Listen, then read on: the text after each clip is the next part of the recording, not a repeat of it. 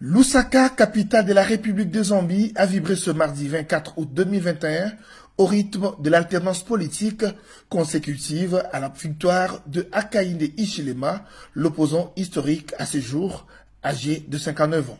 Dans le Heroes Stadium de Lusaka, plein à craquer, les Zambiens ont assisté à la passation du pouvoir entre Edgar Lungu et celui qui le succède pour 5 ans à la tête de ce pays. Plusieurs chefs d'État ont participé à cette cérémonie.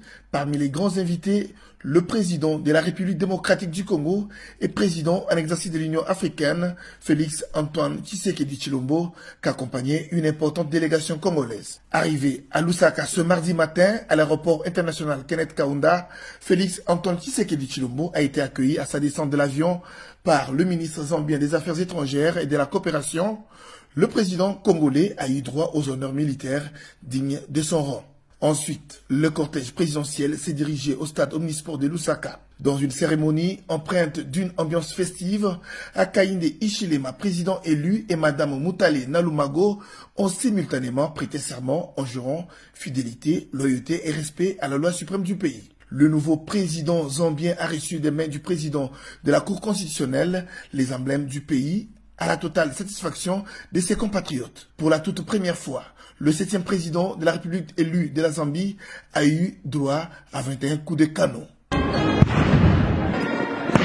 S'en sont suivis les honneurs militaires et passage des troupes en revue en qualité du commandant suprême des forces armées et de la police zambienne.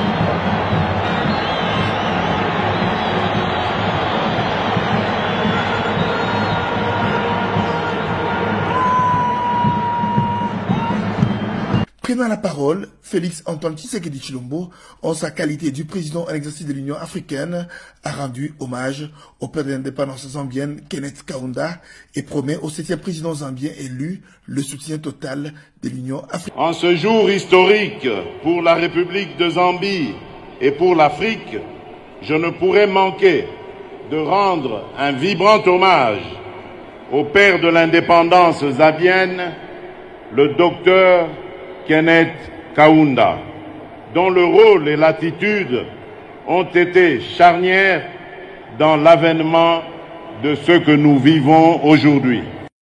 De manière très cordiale, Excellence Hakainde Hichilema, chers frères, je vous adresse mes vives et chaleureuses félicitations pour votre brillante élection à la tête de la République de Zambie. Conscient des défis qui sont les vôtres dès aujourd'hui, je vous souhaite un fructueux mandat et vous assure de l'accompagnement de l'Union africaine conformément à ses missions et à ses compétences.